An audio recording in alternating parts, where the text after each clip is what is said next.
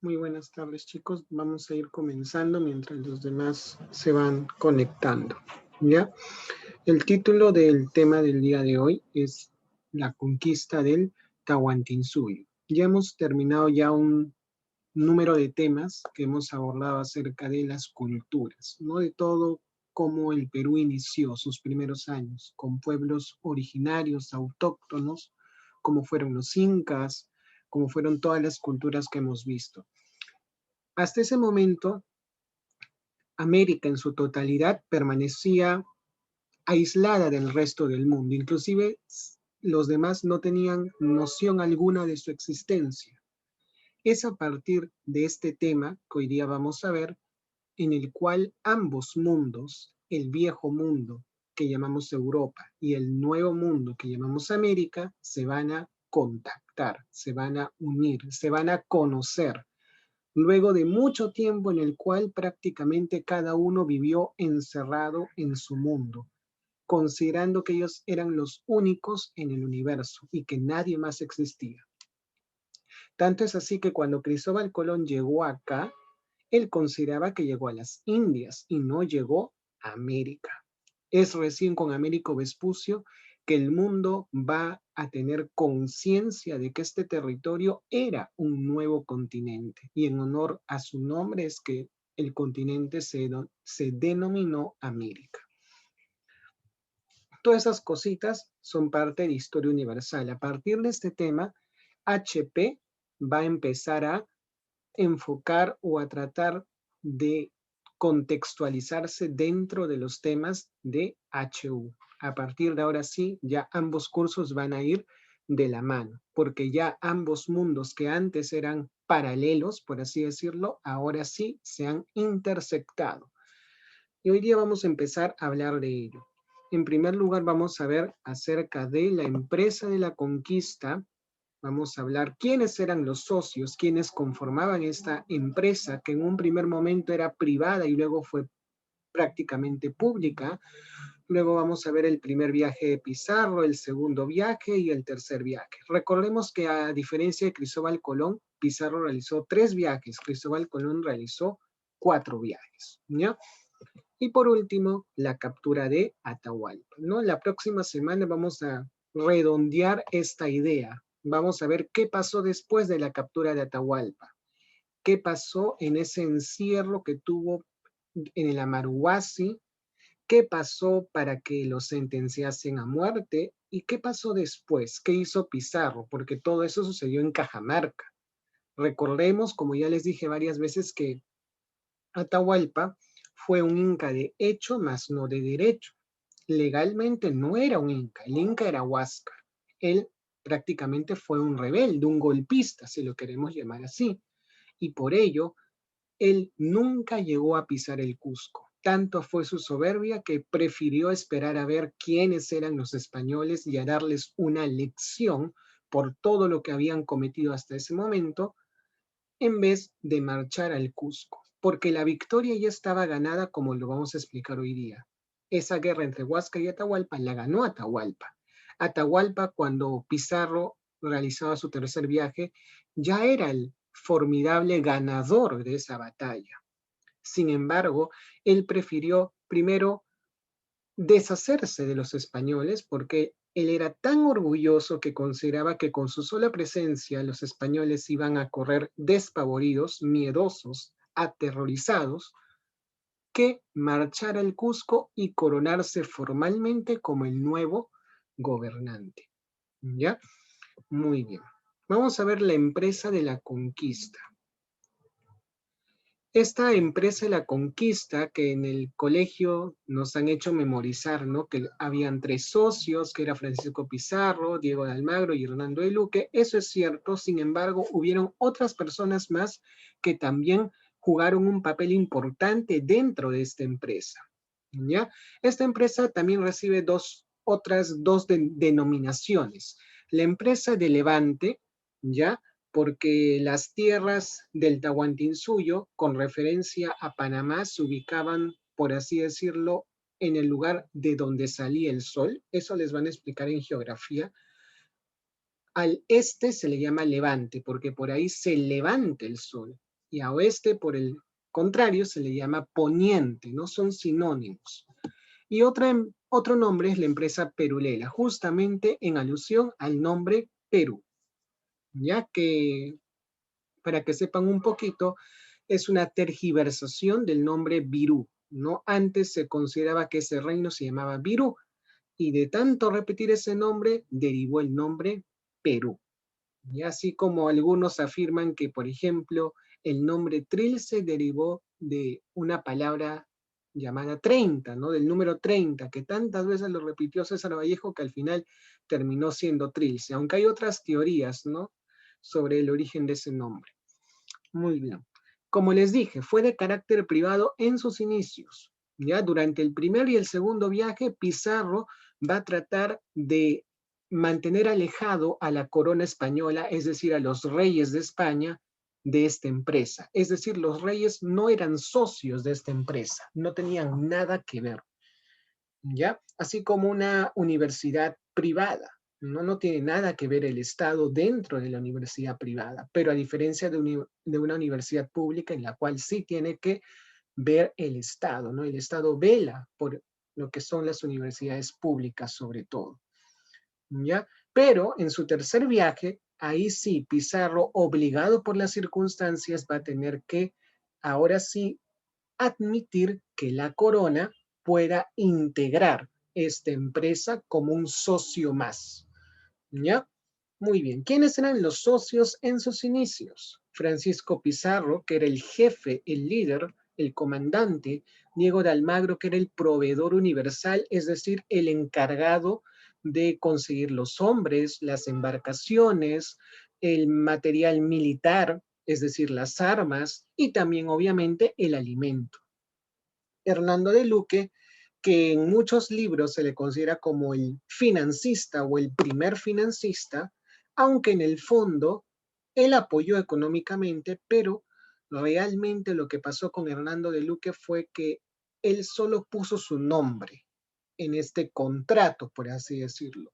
¿Ya? Los socios van a firmar un contrato y Hernando de Luque va a poner su nombre, pero detrás de ese nombre está el verdadero el que verdaderamente invirtió, perdón, en esta empresa, que se va a llamar Gaspar de Espinosa, ¿ya? Es algo así como que Gaspar de Espinosa no quería figurar en el contrato, quería que otro aparezca y él quería permanecer, ¿no? En lo oculto, en lo secreto, que nadie se entere que él forma parte de esta empresa. Él está aportando su dinero, claro que sí, pero su nombre no aparece en el contrato. Luego tenemos Pedro Arias Dávila, que era el gobernador de Panamá. ¿Y qué era Panamá? Panamá era una ciudad de la cual salían todas las expediciones de conquista y de exploración. ¿Ya? Si tú querías ser un aventurero y querías ir por ahí, explorar y a ver si podías conseguir un poco de riquezas, tenías pues que pedirle permiso al gobernador de Panamá para que así puedas salir libremente con tus embarcaciones. Por lo tanto, era fundamental que Pedro Arias Dávila sea un socio de la conquista para que él pueda otorgar esas licencias o permisos para que los barcos puedan salir con toda normalidad de Panamá. ¿Ya?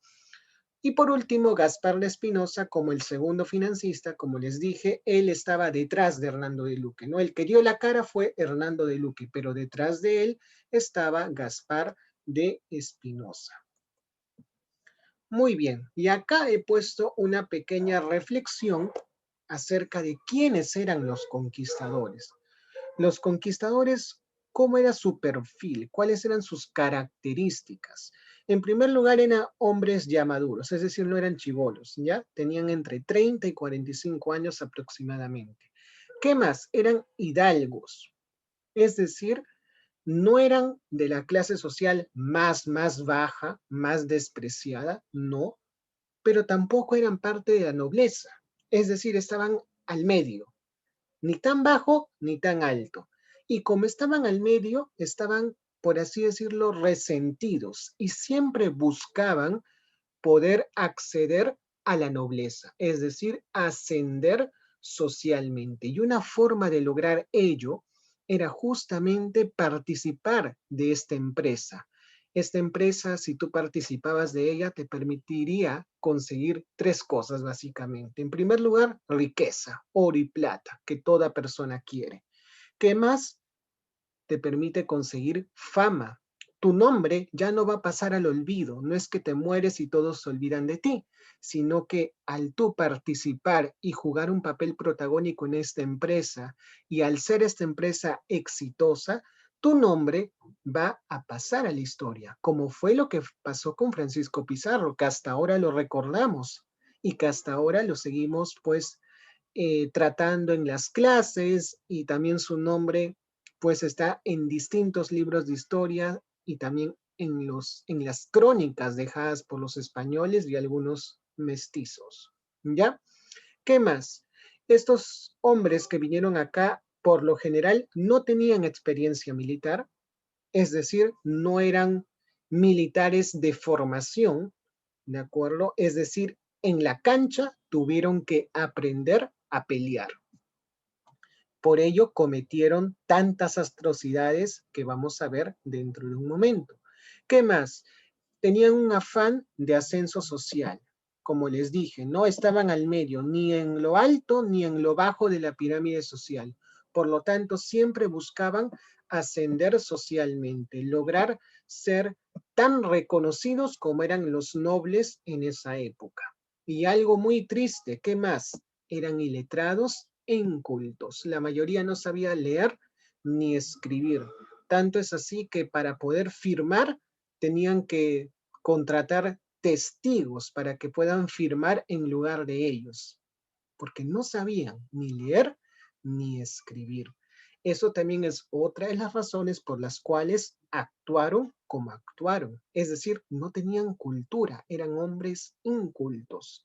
Y al ser un hombre inculto, pues, por así decirlo, no tienes educación. Y ese era un ejemplo de Diego de Almagro, por ejemplo. Su carácter era un carácter muy irritable. Y además le gustaba decir groserías, ¿no? Algo muy difundido en todos los conquistadores. ¿Qué más? Según la iglesia, eran portadores de la verdadera fe. No, esa fue una excusa para la conquista. Según los conquistadores, ellos ¿a qué venían a esta tierra? A evangelizar. Obviamente detrás de esa supuesta evangelización estaba el propósito original que les dije hace un momento, ¿no? Tener riqueza, tener gloria y tener fama. Pero para no decir eso y tratar de justificar todo lo que hicieron acá, proponieron esa excusa, ¿no? Somos portadores de la verdadera fe, es decir, la fe católica, la fe cristiana, ¿ya? A diferencia de los indígenas, que eran paganos, que adoraban varios dioses, como lo hemos visto la semana pasada. Los incas tuvieron, es decir, el dios Inti era un dios importante, sin embargo, no era el único.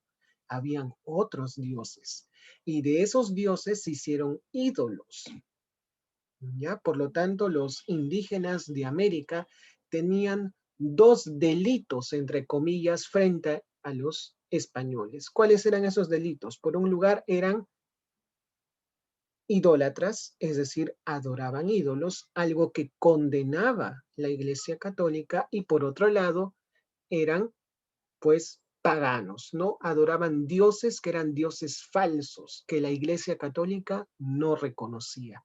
Y tanto fue esta obstinación con lo religioso que cuando van a enjuiciar a Atahualpa para poder condenar la muerte, justamente esos dos cargos, ser idólatra y ser pagano, van a ser esas dos supuestas causas para poder condenar la muerte. Hubo otras causas más, ¿no? Lo acusaron de polígamo, es decir, de tener varias mujeres. Lo acusaron de otras cosas más, de heliólatra, de adorar al sol, y así. Eso lo vamos a ver la próxima semana. Varios cargos le pusieron a Atahualpa.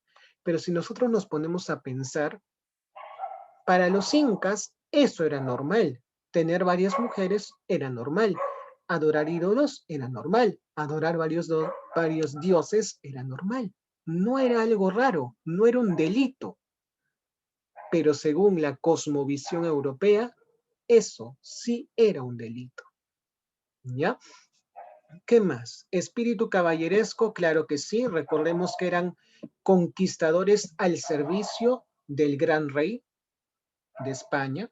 ¿Qué más? ¿Eran fanáticos? Claro que sí, sobre todo Francisco Pizarro. Era un hombre que nunca se dio por vencido, a pesar que pasó hambre, enfermedades, vio que su empresa posiblemente iba a terminar en un fracaso, él nunca perdió la esperanza y siempre estaba dispuesto a morir antes que regresar con la cabeza cabizbaja a Panamá.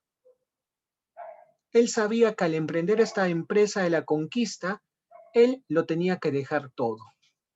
Él tenía que ir hasta las últimas consecuencias. Y él fue justamente un ejemplo clásico de lo que hace un fanático, que muchas veces ese fanatismo te ciega a la realidad.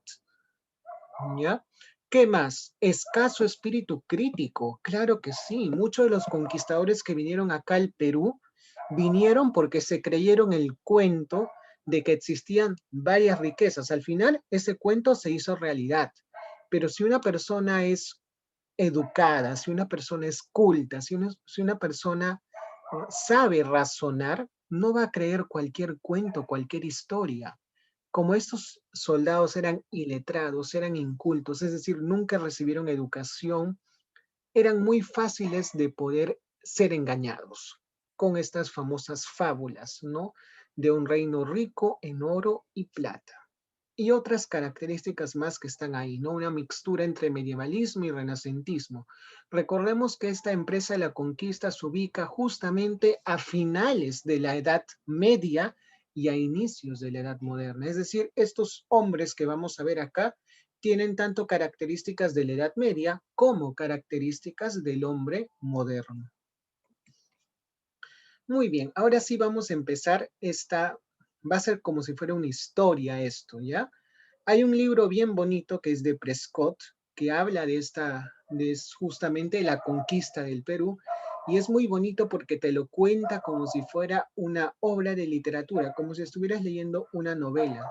Todos estos sucesos que atravesó Pizarro, ¿no? Y sobre todo te das cuenta cuando empiezas a leer y cómo te describe cómo era la selva, cómo era el territorio que ellos exploraban.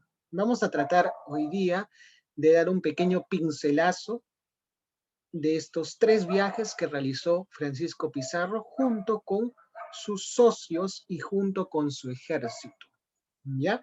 Que dicho sea de paso, no era mucho, ¿ya? No llegaban a sobrepasar ni los 200 hombres, a diferencia de los incas, cuyos ejércitos oscilaban entre 40.000 y 5.000, perdón, 40.000 y 50.000 hombres. O sea, ahí no había comparación. Y la próxima semana vamos a responder esa pregunta fija. ¿Por qué cayó el Tahuantinsuyo? ¿Cómo fue posible que un pequeño puñado de hombres pudiera conquistar un imperio tan extenso, un imperio tan fuerte y un imperio con un ejército tremendo, con una población tremenda? Esa es la gran cuestión. Y hay muchas razones por las cuales se explica por qué sucedió eso. Muy bien, en el primer viaje, como les dije, partieron ¿de dónde? De Panamá, porque Panamá era el punto de partida para todo viaje. Si tú en ese momento querías viajar a algún lado, siempre tenías que partir de Panamá. Panamá era el punto de partida, ¿ya? Ahí está mal la fecha, debería decir 1524, no 1924. ¿Qué más? Dice, se compró 2 buques pequeños, ¿ya? Entonces para esa expedición compraron 2 buques pequeños, ¿ya? Uno de esos buques iba a ser comandado por Pizarro y otro buque iba a ser comandado por Almagro, los 2 grandes líderes de esta empresa, ¿ya? Y miren lo que dice esta pequeña cita que les puse acá, chicos, y algo que me llamó mucho la atención. Dice que el mayor de estos buques había sido construido por Balboa. ¿Quién era Balboa? Balboa era igualito que Pizarro, era un aventurero, un conquistador, ¿ya?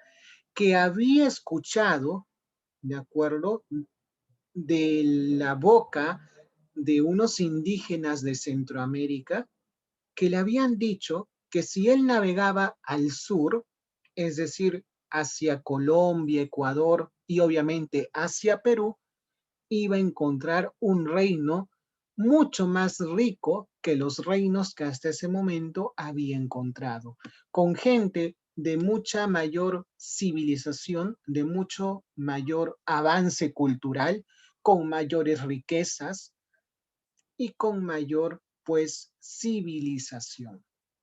Y Balboa, al enterarse de esta gran noticia, de este reino rico en oro y plata, tanto fue su avaricia que pues empezó a preparar su viaje para ir a conquistar este reino. Pero lamentablemente se chocó con Pedrarias. ¿Quién era Pedrarias? Pedrarias era el que te mencioné hace un momento, Pedro Arias Dávila. Y Pedro Arias Dávila impidió que Balboa realizase esa expedición y confabuló con otros hombres más para poder exterminar a Balboa. Y al final lo condenaron a ser decapitado. Y así murió Balboa y murió su sueño de conquistar el famoso reino de Virú, Pirú o Perú. ¿Ya? Pero ¿quién fue el que retomó ese sueño de Balboa de poder llegar a las tierras del Tahuantinsuyo y conquistarlas? Fue justamente Pizarro. Y imagínense, tanto fue la coincidencia que Pizarro llegó a usar el mismo barco que Balboa iba a usar, pero no llegó a usar porque lo mataron. ¿Ya?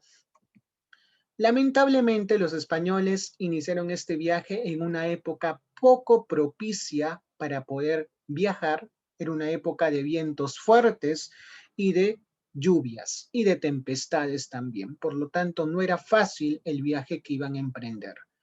Ahora vamos a empezar a conocer la ruta que siguieron, ¿ya? Pero les dije que compraron dos buques. Lamentablemente, en ese momento era muy poco el tiempo para poder preparar un buque que al final decidieron dividirse en dos. Pizarro iba a ir en uno de los buques que ya estaba preparado, que ya estaba listo para partir, y él iba a ir a la delantera. Y luego, cuando ya esté listo el segundo buque, Almagro iba a partir detrás de Pizarro.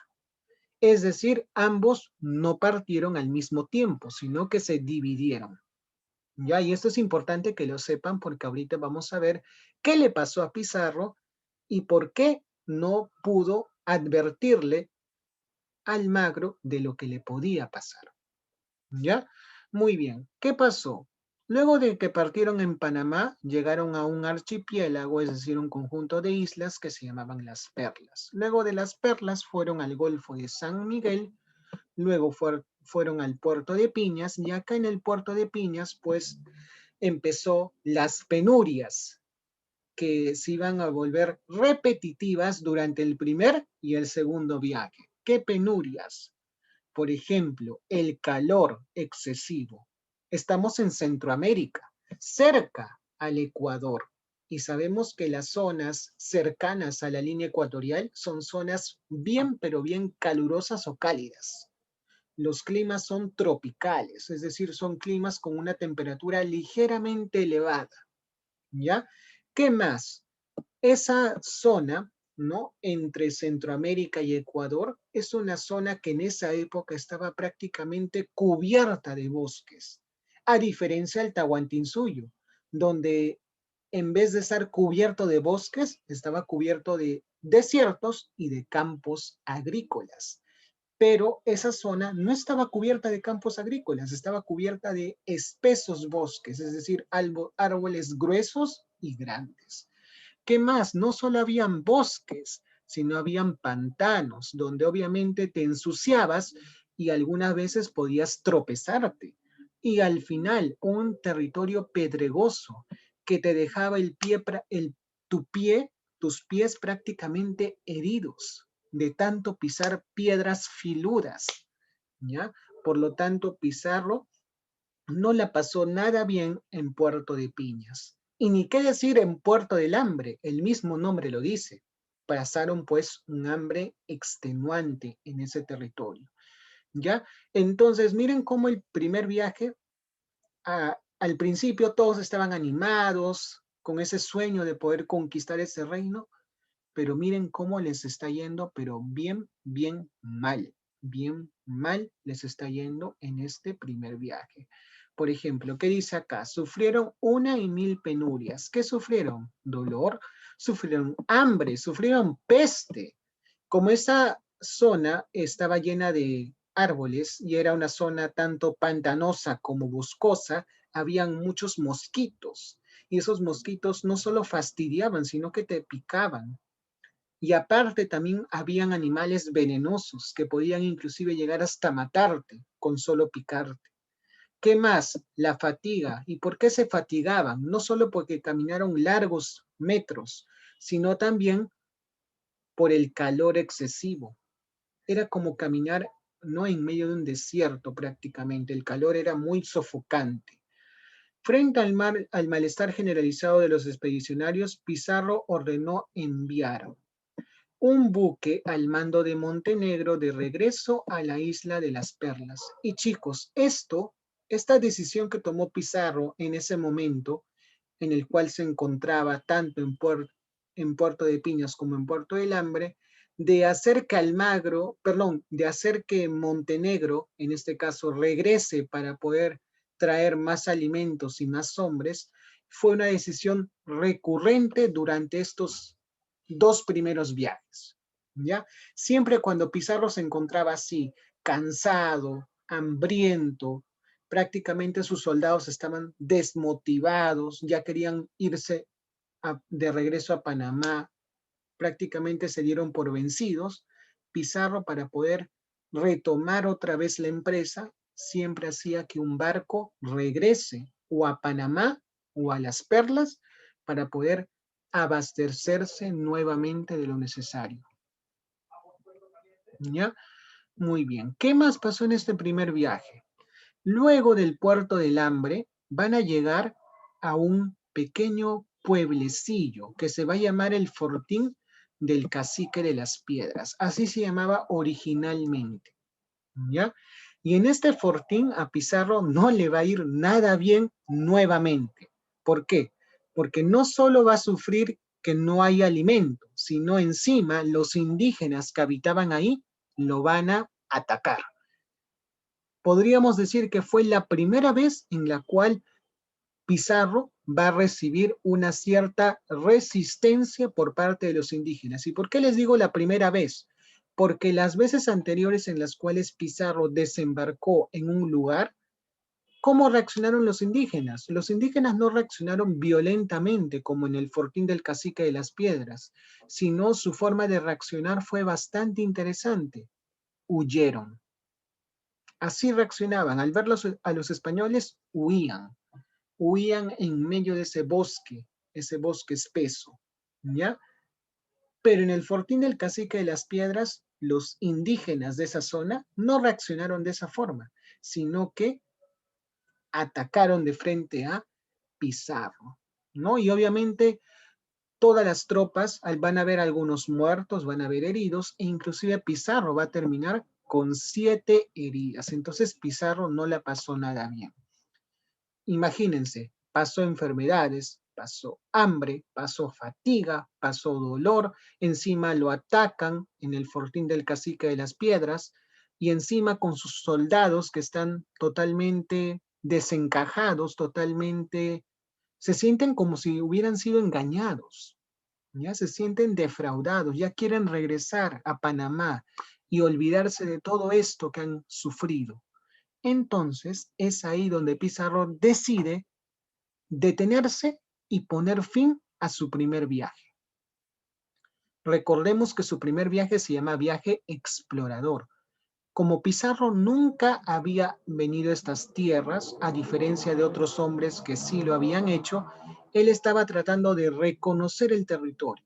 Ya ese fue el propósito de su primer viaje, reconocer el territorio, a ver cómo es, qué desafíos hay, qué ventajas me puede ofrecer.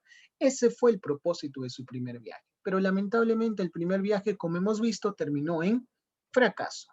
Ya inclusive tanta fue el hambre que experimentaron los conquistadores que llegaron al extremo de querer comer sus propios la suela de sus zapatos, ya que no tenían alimento, ¿ya? Porque hasta que un barco vaya y consiga alimento y nuevamente regrese de vuelta y te brinde el alimento, pasaban no semanas, no días, pasaban meses. Imagínate, tú qué podías hacer en ese lapso de varios meses para poder sobrevivir. Si en ese bosque no solo habían insectos, no solo habían animales venenosos, no solo habían indígenas que te podían atacar, sino encima no podías encontrar alimento. Era difícil poder encontrar alimento en esos bosques de esa zona, ¿ya? Pero mientras Pizarro estaba tomando la decisión de regresar nuevamente a Panamá, lamentablemente, mientras él hacía eso, ¿qué hacía Almagro, que estaba en Panamá? Almagro ya había conseguido armar el segundo barco y decide partir de Panamá. Entonces, mientras Pizarro está yendo de regreso, Almagro está recién saliendo de Panamá. Y lamentablemente, ellos nunca se encuentran. Es decir, Pizarro nunca le pudo advertir a Almagro de lo que le podía pasar en el fortín del Cacique de las Piedras. Y tú te preguntarás, ¿por qué Almagro llegó justamente a ese lugar? ¿Cómo supo que Pizarro pasó por ahí? Como dice más o menos acá, ¿no? Que mientras Pizarro avanzaba en su viaje, él siempre en los árboles trataba de dejar una cierta señal de su presencia. Es por eso que Almagro prácticamente siguió el mismo camino que había seguido Pizarro meses antes. Y por eso Almagro, al igual que Pizarro, terminó llegando al fortín del Cacique de las Piedras. Y como le había pasado a Pizarro, así también le pasó a Almagro. Y Almagro no es que lo hirieron nomás, sino que lamentablemente, como puedes ver en la imagen, no solo lo hirieron, sino que prácticamente le vaciaron un ojo. Una flecha le cayó en uno de sus ojos y al final no pudo recuperarse y perdió la vista. Ya prácticamente quedó como un pirata, ¿no? Con un ojo funcional y con el otro ojo que prácticamente lo perdió. Eso sucedió en el fortín del Cacique de las Piedras. Y obviamente Almagro no estaba nada contento. Tanto es así que en el segundo viaje, que lo vamos a ver dentro de un ratito, Almagro decide vengarse del fortín del Cacique de las Piedras. ¿Y qué pasa en el segundo viaje? Incendian ese pueblo. Y al incendiarlo, ese fortín del Cacique de las Piedras cambia de nombre y lo llaman Puerto Quemado. ¿Ya? Pizarro decide navegar hasta el río San Juan y de ahí decide regresar. ¿Y por qué decide regresar? Porque él no sabe. Acuérdate que él nunca se vio la cara con Pizarro. Almagro nunca se encontró con Pizarro. Ambos se cruzaron sin verse las caras. Por lo tanto, Almagro no sabía cómo estaba su socio. ¿Qué le habrá pasado? ¿Por qué no le encuentro? Entonces, él, con esa preocupación, decide mejor regresar a Panamá de vuelta, ¿ya? Para ver verdaderamente qué le había sucedido a Pizarro, cómo se encontraba. Quizás murió, no lo sé. Por eso, Almagro decide regresar desde el río San Juan hasta Panamá nuevamente, ¿ya? Y ahí es donde nuevamente los dos socios, los dos amigos, se encuentran en Chochama. Chochama es una zona cerca a Panamá, ¿ya?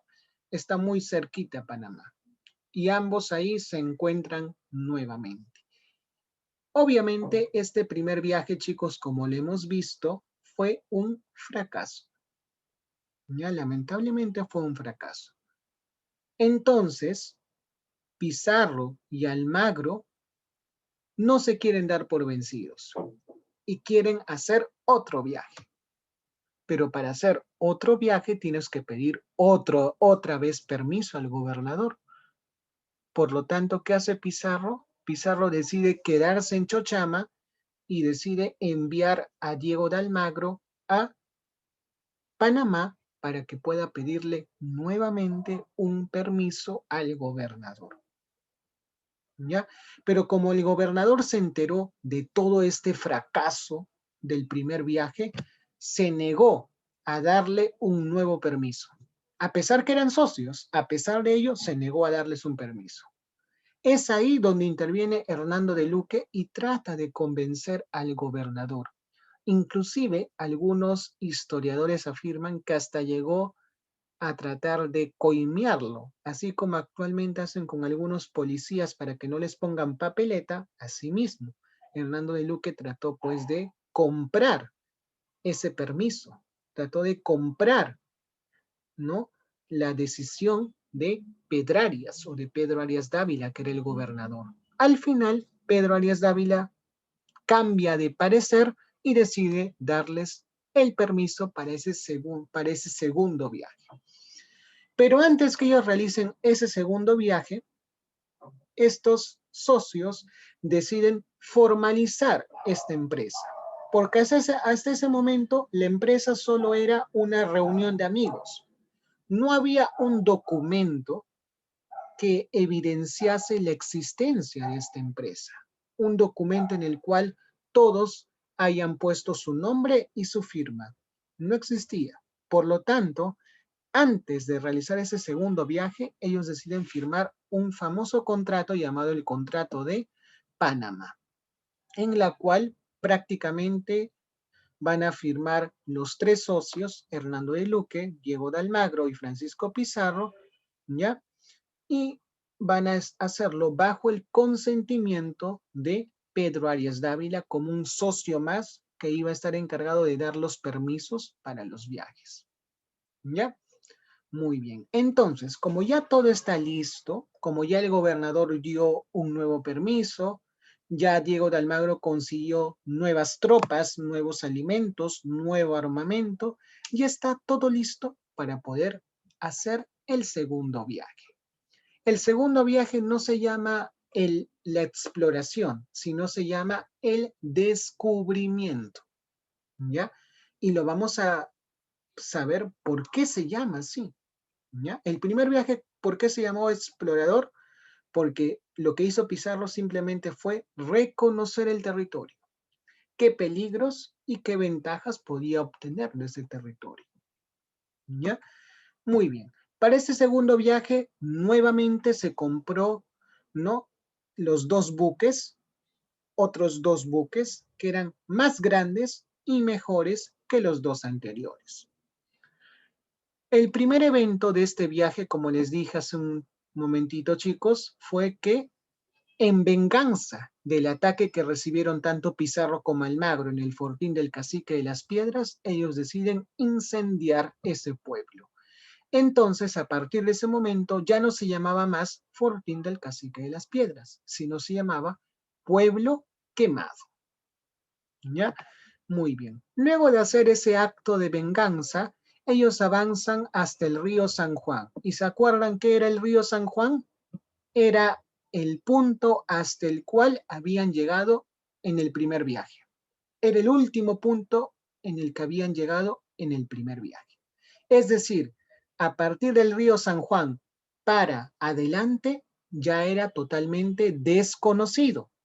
Hasta el río San Juan era conocido, porque ya lo habían atravesado en el primer viaje. A partir del río San Juan para adelante era desconocido. Es por eso que Francisco Pizarro en el río San Juan toma una decisión. ¿Y cuál era esa decisión? Dividir su tropa en dos, o mejor dicho, en tres. Uno se iba a encargar de regresar a Panamá para conseguir más hombres, más alimento, más tropas. Otro se iba a quedar en el río San Juan y otro se iba a dirigir al sur para poder traer noticias de qué les esperaba cuando reanuden el viaje nuevamente. ¿Ya? Entonces la tropa se dividió en tres. Uno regresó a Panamá, otro se quedó allí y otro avanzó hacia adelante, hacia el sur. Y ese que avanzó hacia el sur fue Bartolomé Ruiz, un famoso piloto experto en navegación, y él va a ser justamente el que va a contactarse por primera vez con pobladores del Tahuantinsuyo. ¿Ya? ¿Se acuerdan que cuando hicimos intermedio tardío les hablé de una cultura que se llamaba Tayán? Esa cultura Tayán es importante justamente por lo que vamos a ver ahora, porque ellos van a ser los primeros tahuantisuyenses, por así llamarlo, que van a contactar con los españoles. ¿Y con quién específicamente? Con Bartolomé Ruiz. ¿Ya? Muy bien. Y Bartolomé Ruiz no solo destaca por eso, chicos, sino también porque va a ser el primer español en cruzar la línea ecuatorial. Ya va a ser el primer español en cruzar la línea ecuatorial. Y miren esta descripción que hace justamente en este libro que les dije de Prescott acerca de este encuentro entre Bartolomé Ruiz y los Tayanes. Dice, ¿no? Al atracar la balsa al buque, Ruiz encontró en ella varios indios. Algunos cronistas, chicos, dicen que cuando los indios de esta balsa de los Tayanes vieron a la embarcación española, tuvieron mucho miedo y empezaron a arrojarse al mar, como una especie de suicidio kamikaze, si lo quieres llamar así, ¿ya? Pero al final Ruiz va a lograr capturar a alguno de esos indios, los va a tomar prisioneros. ¿Y para qué los quiso tomar como prisioneros?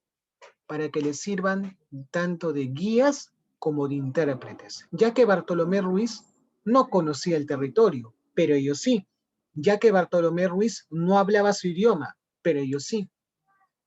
¿Ya? Es ahí donde algunos cronistas afirman que surgieron Fernandillo, Felipillo, Juancillo y otros muchos más intérpretes. Así les ponían el nombre a estos indios, en diminutivo. ¿Ya? Muy bien. ¿Qué más dice acá? Algunos engalanados con ricos adornos. Y esto fue lo que le llamó la atención, chicos, a Bartolomé Ruiz, que estos tayanes no eran cualquier tipo de indígenas, sino que eran indígenas que tenían adornos de oro y plata en su cuerpo, y aparte tenían una ropa finamente elaborada, o sea, no era cualquier tipo de ropa, no era cualquier tipo de adornos. Eso evidenciaba que ese supuesto reino de oro y plata sí era realidad. Por lo tanto, Bartolomé Ruiz, pues, saltó de alegría. Había encontrado la prueba palpable de que el imperio sí existía. Por lo tanto, muy alegre él, decide dar media vuelta y regresar a donde Pizarro, para comentarle y para mostrarle lo que había logrado recolectar. Es así donde nuevamente los tres, tanto Almagro, Pizarro y Bartolomé Ruiz, se encuentran nuevamente. Y Bartolomé Ruiz le muestra pues todo lo que encontró. En esa balsa de los Tayanes, Bartolomé Ruiz va a encontrar varias cosas. No solo va a encontrar metales preciosos, no solo va a encontrar textiles, sino también va a encontrar cerámica, ¿de acuerdo? Y también obviamente a los propios indígenas. Luego de ello, ¿ya? Con todas estas pruebas de que verdaderamente el imperio sí existía, es cuando Pizarro decide pues reanudar el viaje, ¿ya? Entonces decide reanudar el viaje junto con los demás que ya se habían reunido con él, ¿ya? Pero antes de reanudar el viaje, chicos, Pizarro otra vez vuelve a tomar una decisión. ¿Y qué decisión toma? Que antes de poder avanzar nuevamente hacia el sur, hay que abastecernos. Nos falta. Somos muy pocos para poder enfrentarnos con tantas personas. ¿Y por qué les digo esto, chicos? Porque conforme los españoles avanzaron poco a poco, no solo encontraron más y más riquezas, sino que encontraron más y más indígenas. Es decir, supongamos, ellos partieron de Panamá y se paralizaron en el primer punto. Encontraron 50 indígenas. Pasaron al segundo punto, 100 indígenas. Al tercer punto, 400 indígenas. Al quinto punto, 1000 indígenas. Y así, conforme avanzaban, la población indígena crecía y crecía. Por lo tanto, Pizarro se daba cuenta que con esos pocos hombres que él tenía, no iba a ser suficiente para poder obviamente enfrentar a esa inmensa población. Y obviamente, por otro lado, les faltaba la comida, el alimento. Por lo tanto, él decide nuevamente enviar a Diego de Almagro de regreso. Y es ahí donde empieza una pequeña pelea entre Diego de Almagro y Pizarro. Va a ser una de las primeras peleas, chicos, entre ambos socios. ¿Ya? ¿Y por qué? Uno, porque Pizarro estaba harto, cansado de que él sea el único que siempre se quedaba para sufrir hambre.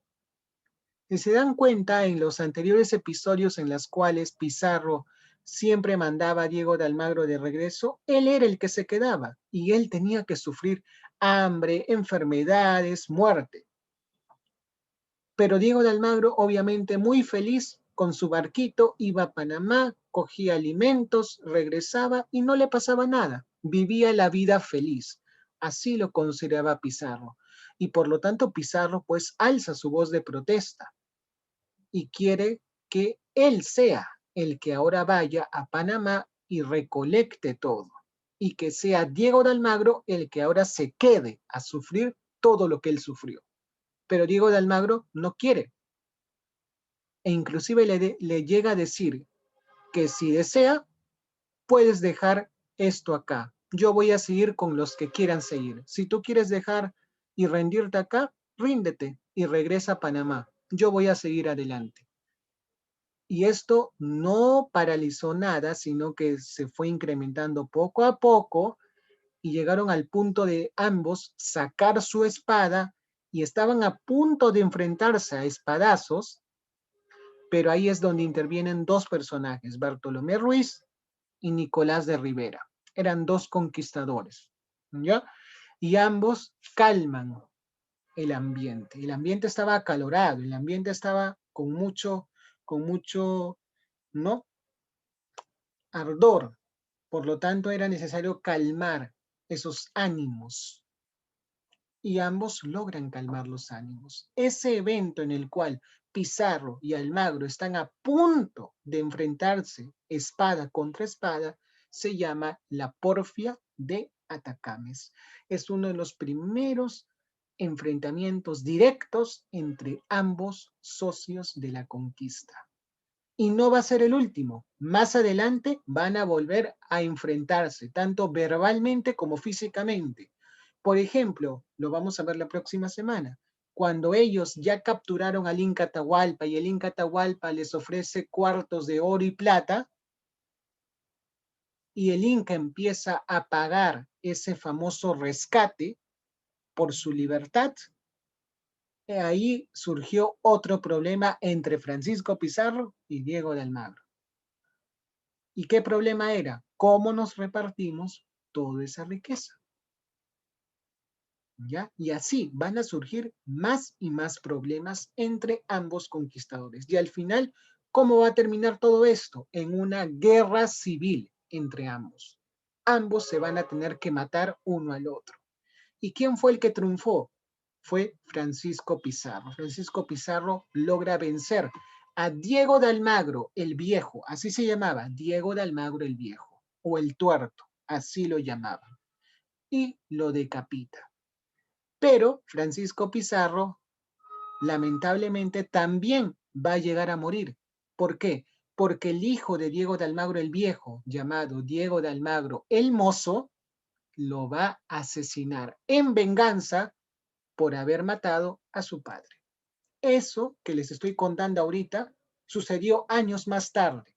Y eso se llama guerras civiles entre los conquistadores. Los mismos conquistadores que antes fueron socios y aliados van a llegar a ser enemigos y se van a matar unos a otros. Muy bien.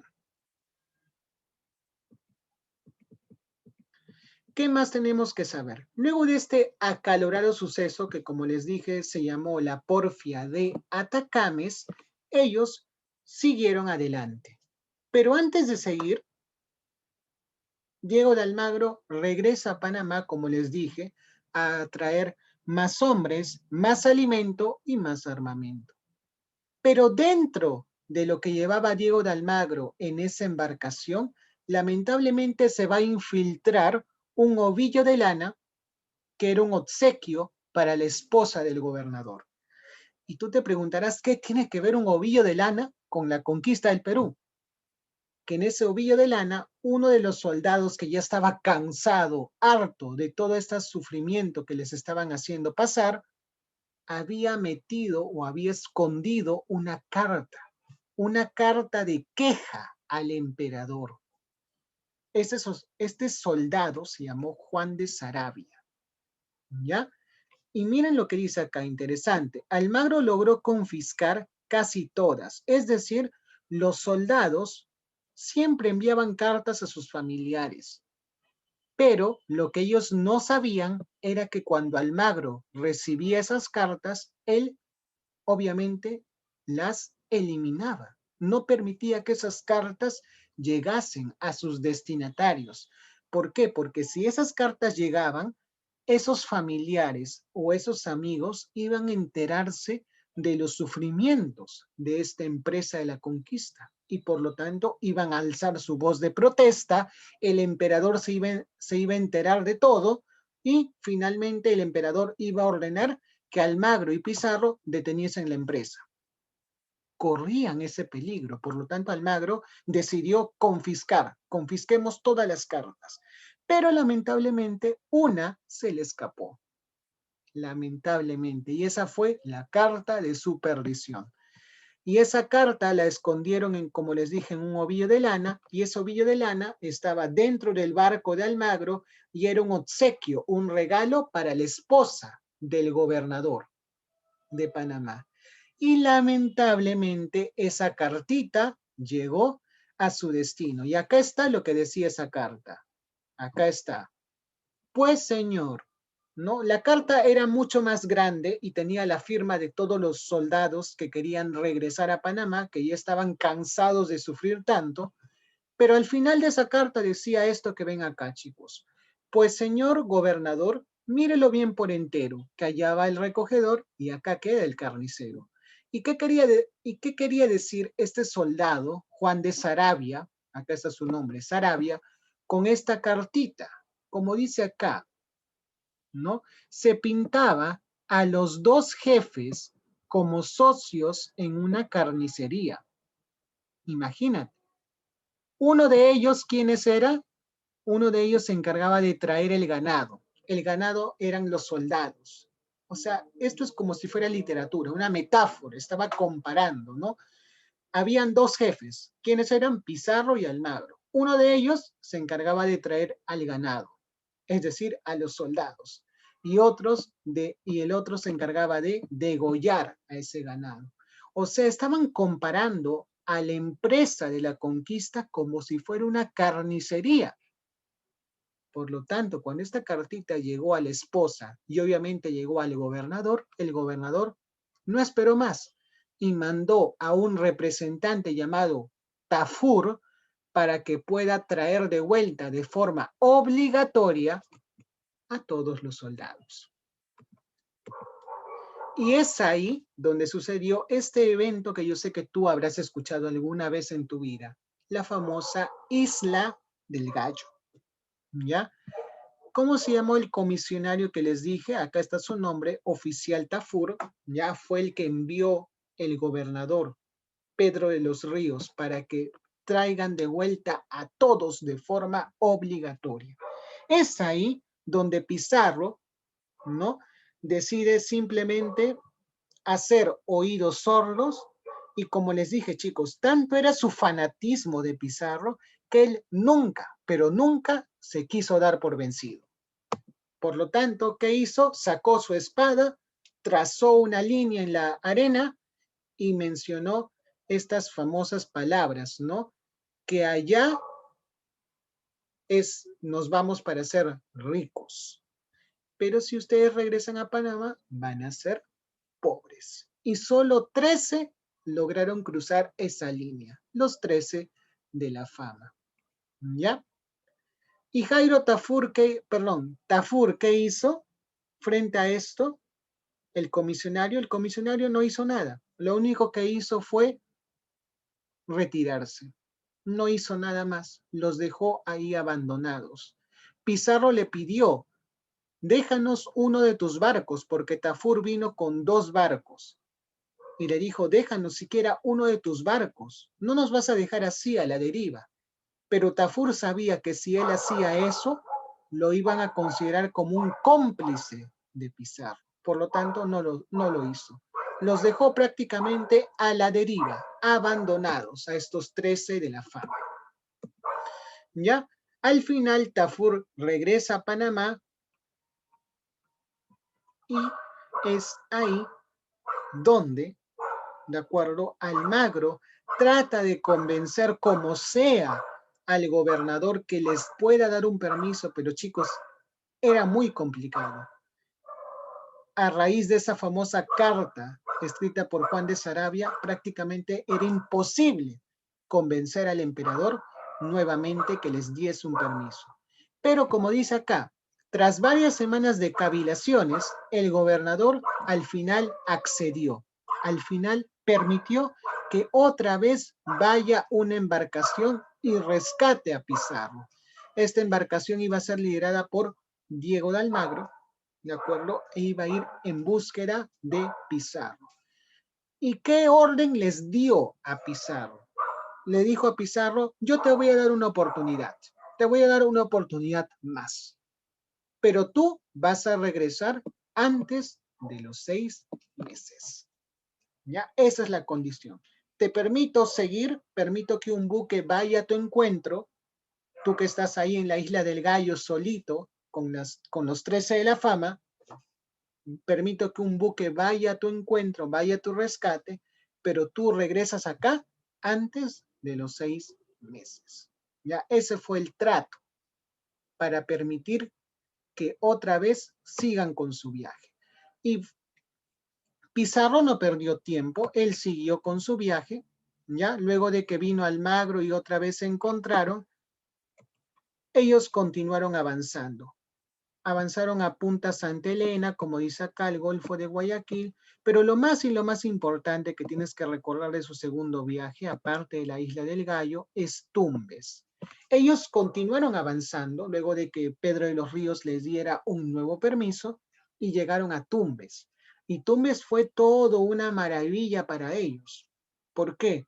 Porque cuando ellos desembarcaron en Tumbes, los indígenas de esa zona se maravillaron con los españoles. ¿Por qué?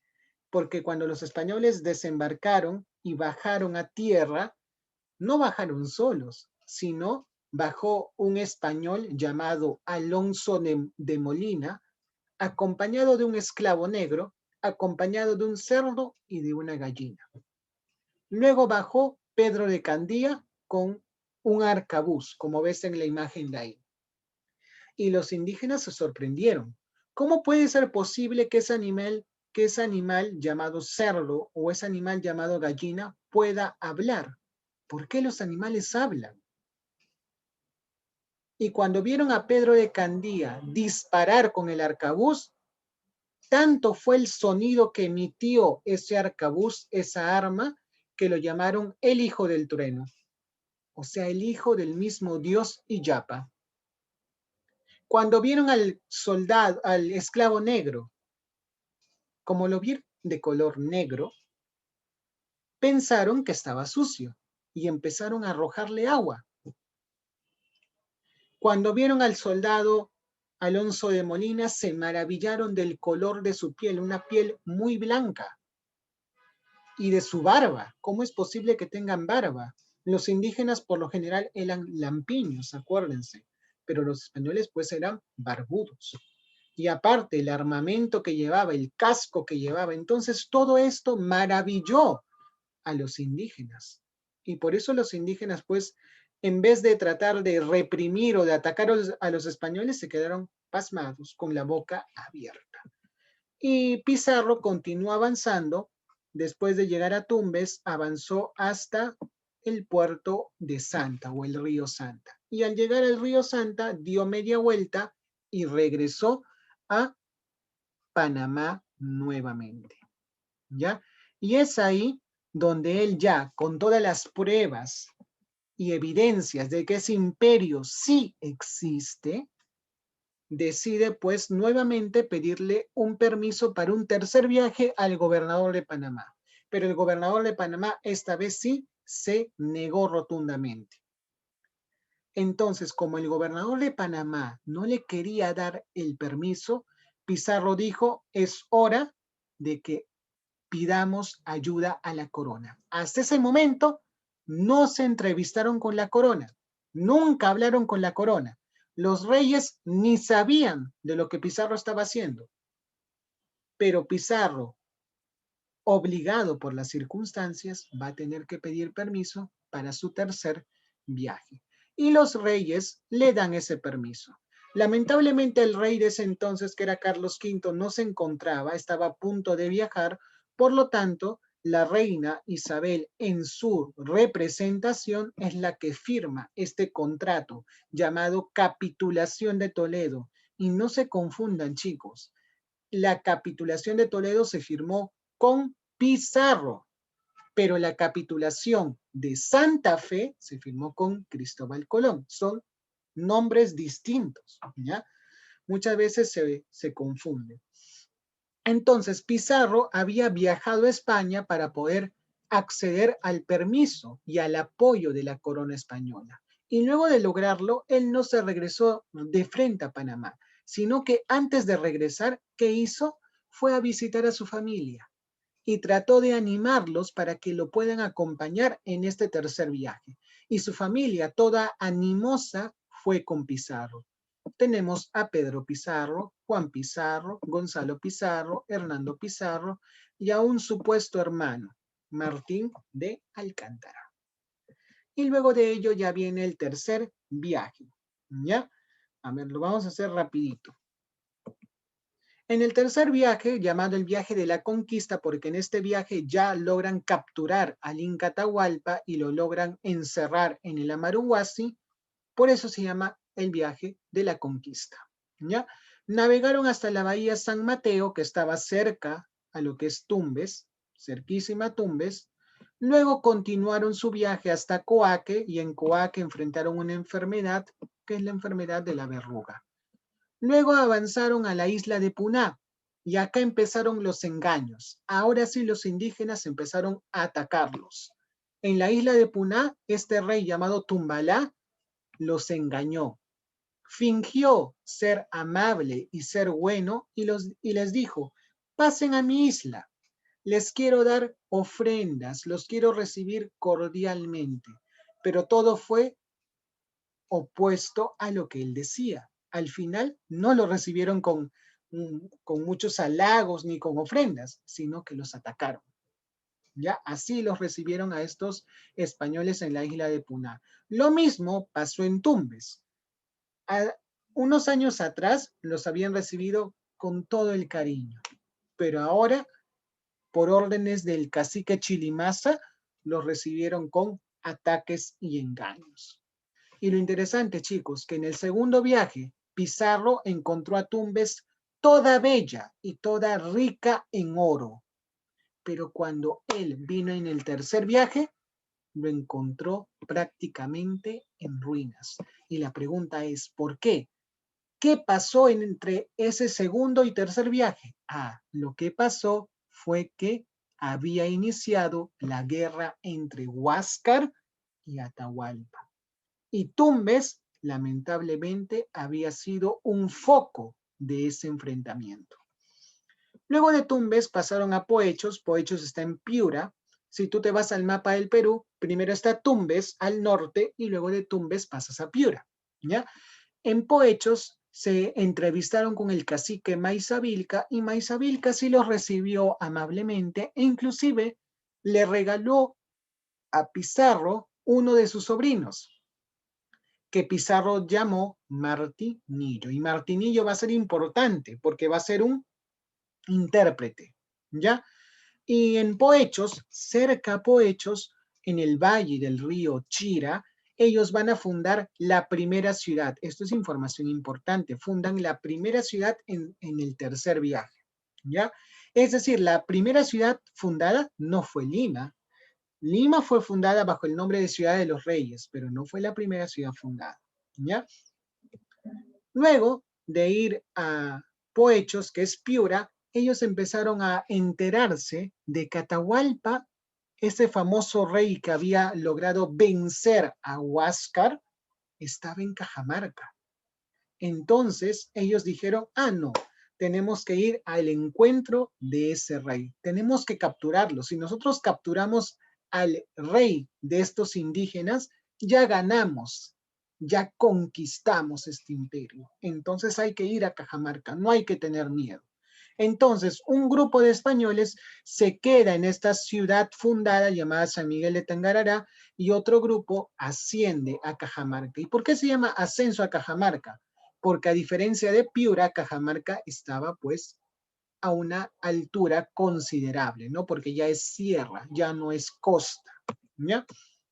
Y terminamos con esta diapositiva. La captura del Inca, el último tópico que vamos a ver. ¿Qué pasó en esa escena? Luego de que fueron camino a Cajamarca, lo interesante, chicos, en ese ascenso a Cajamarca, el Inca Atahualpa pudo haberlos derrotado fácilmente. ¿Por qué? Porque uno, los españoles eran pocos, y dos, porque los españoles sufrieron en ese camino a Cajamarca. ¿Y por qué digo que sufrieron? Uno, porque los caballos no son fáciles de movilizar en las montañas. Dos, el soroche. Los españoles no estaban adaptados a una altura como la altura de Cajamarca. Por lo tanto, ellos sufrieron ese soroche, ese dolor de cabeza, esas náuseas, ¿ya? Por lo tanto, los españoles eran una presa fácil para poder matarlos de una. Pero el Inca, tan soberbio, dijo, no, dejémosle el camino libre. Déjenlos subir tranquilos, porque quiero verlos.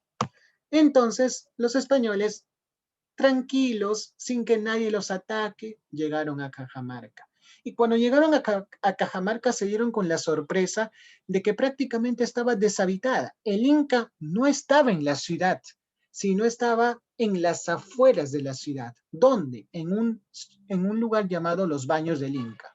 Los Baños de Cuñoc. Ahí estaba el Inca todo tranquilo, todo feliz, acampando con su ejército de 40,000 hombres. Es entonces donde Pizarro decide enviar a los dos Hernandos, Hernando de Soto y Hernando Pizarro, a que se entrevisten con Atahualpa y le digan, oye Atahualpa, te invitamos a un almuerzo y a una reunión con Pizarro. ¿Dónde va a ser ese almuerzo y esa reunión? En la plaza central de Cajamarca. Te invitamos, el día de mañana te esperamos ahí para que podamos reunirnos y encontrarnos. Atahualpa, pues todo soberbio, al final logró aceptar esta invitación y les advirtió, yo voy a ir, pero yo voy a ir para hacerlos pagar por todo lo que han hecho, por todo el oro que han robado, por la forma como han actuado, yo les voy a hacer pagar. ¿Ya? Entonces Atahualpa estaba confiado. Tanto fue su confianza, chicos, ¿cuánto les dije que tenía de soldados? 40,000. De esos 40,000, prácticamente el 75% los dejó en los baños del Inca. Prácticamente. Solo con un pequeño puñado de unos 500 guerreros aproximadamente fue a la plaza de Cajamarca. Ya solo con unos pocos guerreros. ¿Con quiénes o quiénes en su mayoría acompañaban al Inca? No lo acompañaban guerreros en su mayoría, lo acompañaban músicos, danzantes, gobernantes, el pueblo. Es decir, personas que no podían defender al Inca ante un ataque. Por lo tanto, el Inca estaba, pues, vulnerable. Y entonces Pizarro se aprovechó de eso. Fiel a su estilo, Atahualpa ingresa a la plaza, todo soberbio, todo altanero, ¿no? Antes de que él ingrese, ingresan sus siervos, limpian el piso, ¿no? Típico de la escena de la entrada triunfal a Jerusalén de Jesús, que está en la Biblia, ¿no? Como si fuera una escena de la Biblia, sus siervos ingresan primero, limpian el piso para que su soberano, para que ese sitio sea digno de recibir al Inca, y el Inca ingresa no caminando, sino como ven en la imagen, cargado en literas, con hombres fuertes que lo cargaban y lo transportaban. Pero el Inca tiene una sorpresa. Ingresa a la plaza y no hay nadie. La plaza está vacía. ¿Por qué? Porque los españoles se habían escondido, porque su ataque iba a ser un ataque sorpresa.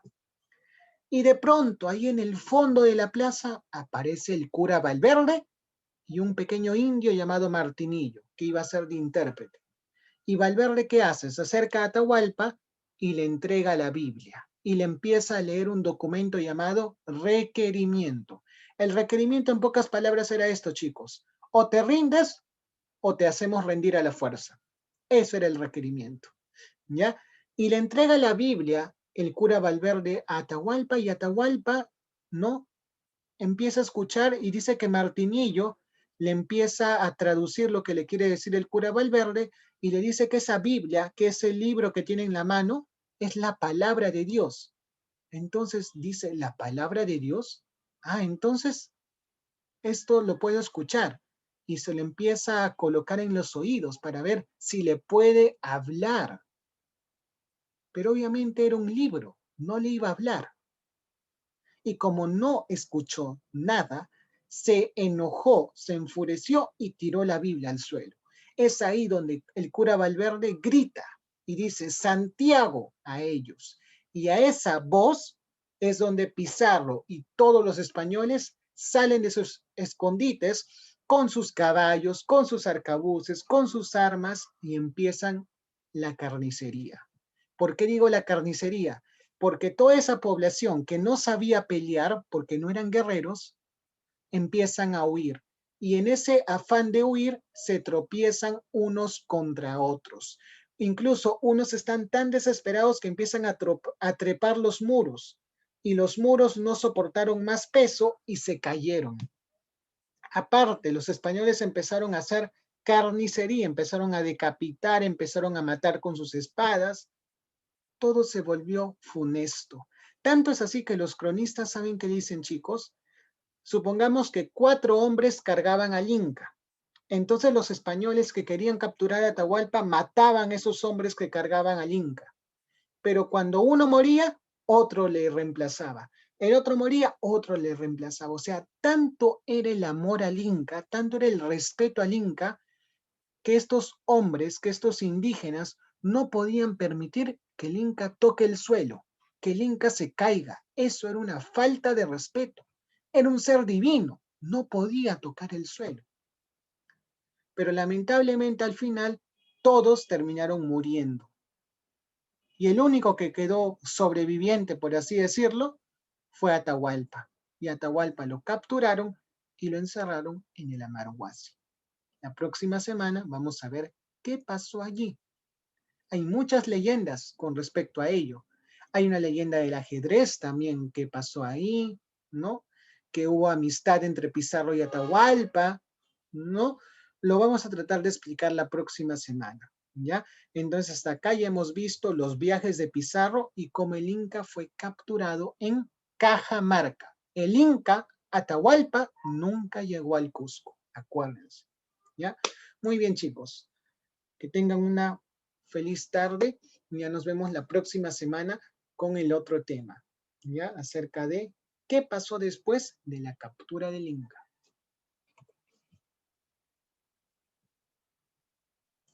Muy bien, chicos, cuídense mucho.